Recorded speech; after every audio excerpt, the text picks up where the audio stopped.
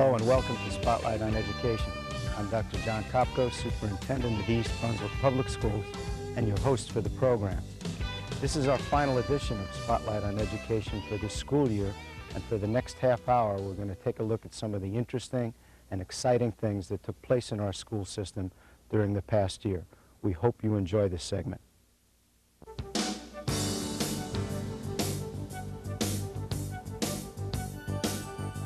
The school year started on September 4th, a bright sunny day.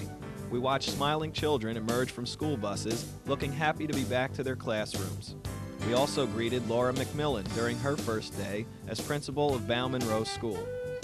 Well, I'm looking forward to just getting to know all of my students and getting acquainted with the building, the staff. I'm very, very excited. This is probably the most exciting opening day for me, with the exception of my own entrance into kindergarten. And just as soon as the school year started, students and residents were invited to see a special display at East Brunswick High School. Through the efforts of art supervisor Ken Koppel, East Brunswick was one of the 16 locations in the United States selected to have a traveling exhibit of 100 works of art by students in an art school in Moscow. Spotlight on Education in September featured courses in the adult school. The major event in October was the raising of the flag of excellence at East Brunswick High School. Governor Jim Florio, then Mayor Jack Sinagra, and township and school officials joined in the ceremonies held at the J. Doyle Memorial Field. I'm extremely proud of you, and I'm pleased to be here to help you bask in the appropriate glory that you are feeling as a result of this celebration. And what it is that we're celebrating is not only your accomplishments, but in a sense we're celebrating you receiving this award, the fact that we have young people here in New Jersey that are setting the way for excellence, all of us here in this state. East Brunswick High School is entitled to fly the flag since it was one of 222 schools in the United States selected as a National School of Excellence in the Secondary School Recognition Program conducted by the U.S. Department of Education. The topic of the October edition of Spotlight was the new social studies curriculum in kindergarten through 7th grade, and the November show featured drug abuse prevention in schools, including the new DARE program provided for 5th graders with the cooperation of the East Brunswick Police Department. DARE, which stands for Drug Abuse Resistance Education, was also the news in April when Senator Frank Lautenberg visited Memorial School and spoke to students in the 5th grade class taught by Barbara Marcus, police officer Anita Marie Waite, and school nurse Sidel Kramer. So today was, for me, a kind of Operation Uplift. It was nice to see these young people, nice to see how thoughtful and intelligent they are, and how concerned they are about the way we function as a society. Have you been in one of these DARE programs before? I have not. I'm very impressed to see a police uniform in there, and the kind of very friendly, positive way that Officer Waite handled this, and she and her partners from the local police department, who work to help youngsters prevent from involvement with drugs, as opposed to having to deal with it later on and dealing with them as either problems for society or, in some cases, felons. It's just the right thing to do. So it's an excellent program, and I hope, as I've seen in the material I read, that it is a program that's spreading. I hope that it continues to do so. Now let's go back to November when the district sponsored its first Employee Wellness Day. On the afternoon of Election Day, when schools were closed for students, staff members had the opportunity to attend a variety of health-related programs at the high school and to visit more than 60 exhibits in the health fair held in the high school gym. Many area businesses and organizations assisted with the program on a volunteer basis. The same month, Bob Flood, the district's supervisor of social studies and media services, was elected as the Administrator of the Year by the Educational Media Association of New Jersey. I was thrilled just knowing that the media specialists had nominated me for the award. They told me about it several weeks before the decision was actually made. And knowing the kind of media specialists we have in East Brunswick, the fact that they thought that well of me, I was elated. The high school drama club presented Up the Down Staircase, and students in Joe Schwartz's class at Chittick School sang a song he had written in conjunction with their study of the Arctic National Wildlife Refuge, or ANWR. There's a land up north that's full of ice and snow, and it's called the Arctic. If you don't know, now come on, where you are, and sing a song about saving the ANWR. They want to tear it up, they want to tear it down, they want to dig the oil up out of the ground. They will pollute the land and the sea and air. They just want the money, that's all they care. Now come on, where you are, and sing a song about saving the ANWR. On the day before Thanksgiving, Lawrence Brook School held a program in celebration of the cultural diversity in the school. This diversity was recognized again in March, when the fifth graders presented a multicultural fair featuring exhibits, food, music, and dancing from many countries. In December, many schools held winter concerts, and Channel 8 was at the high school for the combined orchestra and chorus concert.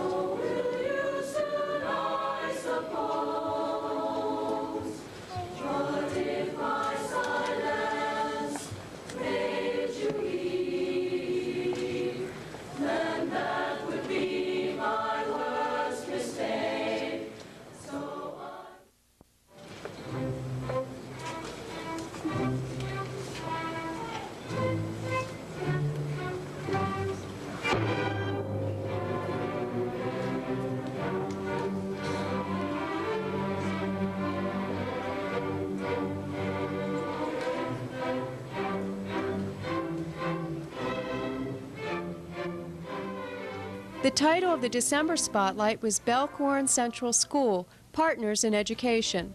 This program illustrated one of the partnerships the district has formed with business, industry, government, higher education, and community organizations to enhance learning opportunities for students. Another partnership was featured on the news in March when a drug abuse prevention exhibit was provided by Johnson & Johnson for the use of students in health classes at East Brunswick High School. In January, the big news was the proposed huge reduction in state aid to the schools.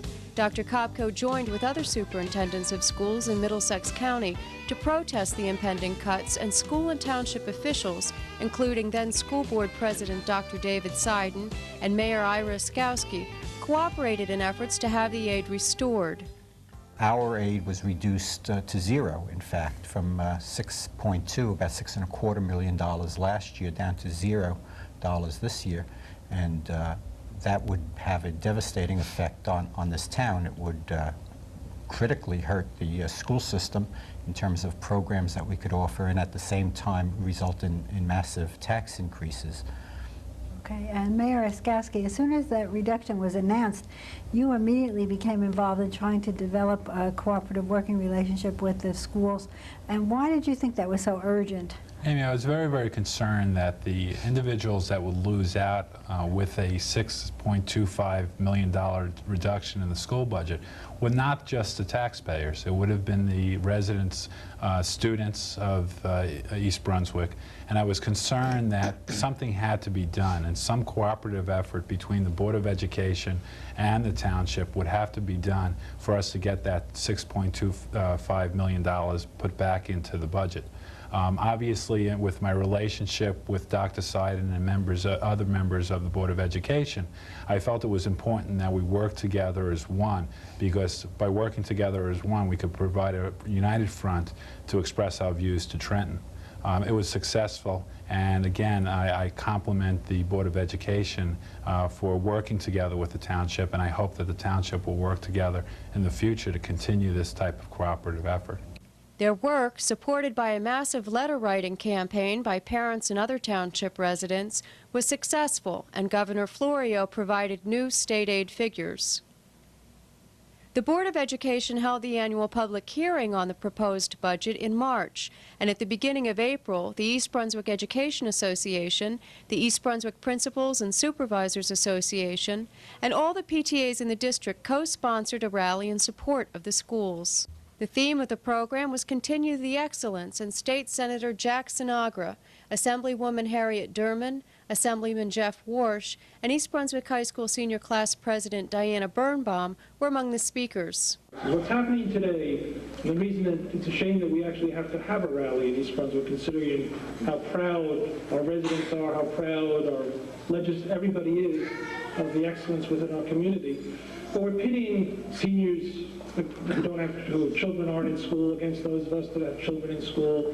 We're pitting urban school districts against suburban school districts. I mean, this tax situation is truly dividing us and not bringing us together for what we really need to do, and that's excellence in education. So few citizens get involved, and again, I congratulate you all for coming out here tonight, because this is very important, and it's important that you show how important that is by getting involved. We're here to help. We're newly elected legislators. We take our role very seriously. We are your advocates in Trenton, and our job is to continue the excellence. The following week, the budget for the 1992-93 school year was approved by the voters in the annual school election. At the same time, Thomas Maum, Dr. Henry Pritzep, and Dr. David Seiden were elected to 3-year terms on the Board of Education. In the midst of all the work of the budget, school activities continued. In January, students in Marianne Savino's class at Central School wrote essays about Dr. Martin Luther King. And in February, students at Churchill School created posters for National School Counseling Week. The school district observed Special Education Month in February, and the special education curriculum and Supervisor Susan Preston were featured on Spotlight on Education. Also in February, students, teachers, and parents celebrated Chinese New Year at Frost School, and Kara Mataseski became the first member of the high school girls basketball team to score 1,000 points. Good. That'll do it. Bingo. The first girl basketball player to score 1,000 points in her career. 2 minutes and 10 seconds remaining in the first quarter here against Edison. A lot of pressure. Shortly afterward, Erica Weir also reached the 1,000-point total. I mean, Erica, she's got it. She's got the break. She's got the basket and the foul. 1,000 points and more. That's it. I'll tell you, what a way to get it on a still and a fast break for Erica Weir. At the end of the month, students in the Institute for Political and Legal Education course, taught by John Calamano and Dolores Meyerhoff at East Brunswick High School, won the state championship in the national competition on the bicentennial of the Constitution and Bill of Rights. As a result, they represented New Jersey in the national finals in Washington, D.C. in April, where they finished among the top 10 teams in the country. East Brunswick High School is the only school in the United States that has represented its state and been in the top 10 during all 5 years the contest has been held. March was Technology Education Month in the district, and Supervisor Hank Stankiewicz discussed technology education programs on Spotlight on Education. Congressman Dick Zimmer visited the high school to participate in a program sponsored by the Student Council to encourage students to register to vote. And the High School Drama Club presented The Crucible by Arthur Miller. The high school received yet another honor when the April issue of Red Book magazine listed it as one of the top 140 high schools in the United States. Well, as I've said on numerous occasions, I think there's a lot of very good things that happen in this building. We have some outstanding students. We have tremendous achievements. We have a staff that's extremely dedicated to helping them along that process. Supportive parents that want to see their children succeed, parents that moved to East Brunswick because of the schools. He kind of put those ingredients together, and Red Book obviously saw some of those things that we've been seeing for the last several years. I'm also very pleased for Mr. King and his entire staff here, because Mr. King, his administrative staff, the faculty, the teachers that we have, the support staff, the students have worked extremely hard. And to be recognized as 1 out of 140 in the entire nation is quite an accomplishment. And as Mr. King mentioned, the distinction of overall excellence is something we could take a great deal of pride in. And I think it also is something that the community can share in. So, you know, accolades and congratulations to Mr. King and everyone associated with East Brunswick High School. Honors also went to Dr. Joanne Susko, the principal of Hammersholt Middle School, who was one of 25 principals in New Jersey selected to receive a grant of $5,000 for instructional leadership from the Geraldine R. Dodge Foundation. And what this grant does is that it affords principals with the opportunity to be given $5,000 to use to either further or in combination with further enhance their own professional training through the summer, and also use the money to perhaps initiate summer workshops for staff or some type of improvement program in the building during the course of the following year.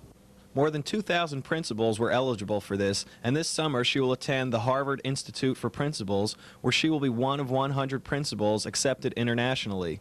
With the rest of the grant money, she plans to implement programs at the school. The areas that I intend to use some of the grant monies are in the areas of special education, the resource room program, and trying to mirror the mainstream integrated language arts program this coming fall.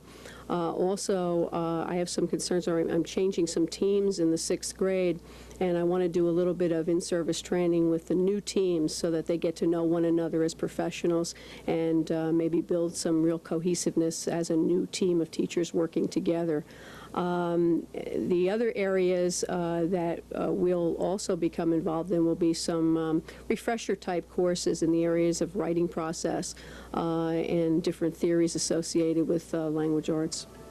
At the end of April, first graders from 8 elementary schools traveled to the high school for the celebration of Arbor Day at the beginning of May.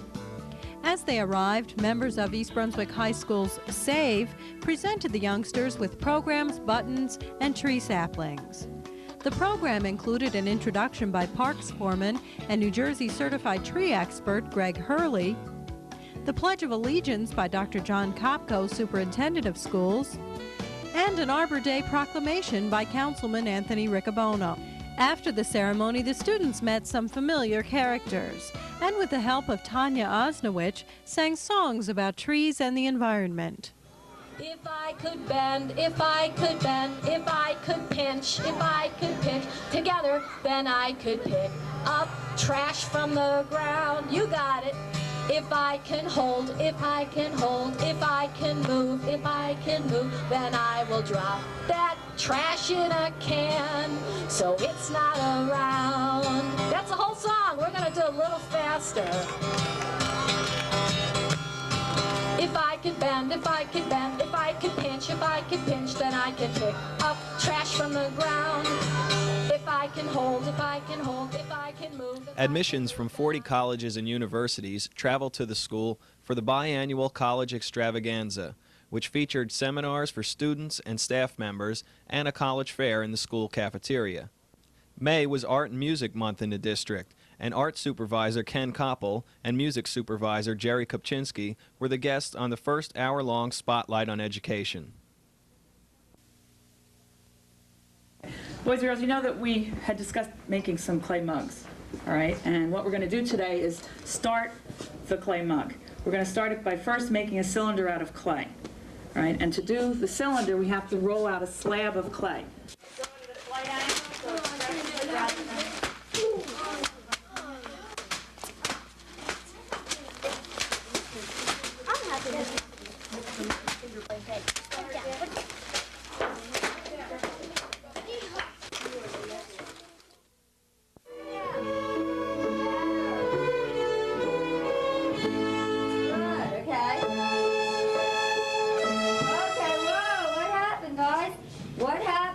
On lift bow. Look.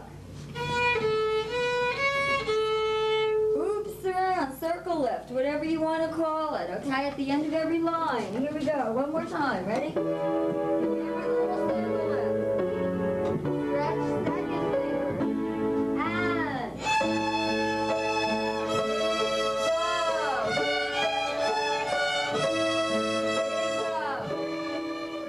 Laura McMillan, whom we visited on the first day of school, completed her first year as principal with a singular honor for her school.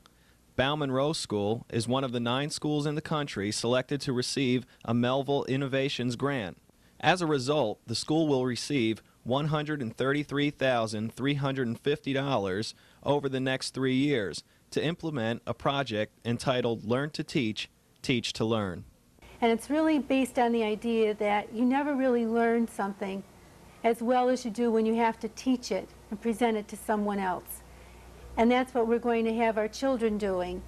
We're going to try to create a learning environment in which students in the school play a major role as teachers.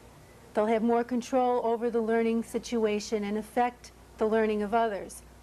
So this summer we're going to be taking part in workshops where teachers are going to be determining what projects they're going to be using, what grade levels will be involved, the materials that we need. And we're even thinking about taking students to some local sites where they can work together. But we can say we're very excited about it, and the possibilities are numerous, you know, the ideas and things that we can come up with. Well, that brings us to June and the end of the school year. It has certainly been a very rewarding and successful term for our students and our staff. Now we're looking forward to Tuesday, June 23rd, when the members of the East Brunswick High School class of 1992 will receive their diplomas. The graduation ceremonies will be held at the Lewis Brown Athletic Center at Rutgers University, as they were last year. We're very proud of our graduates and of all of our students.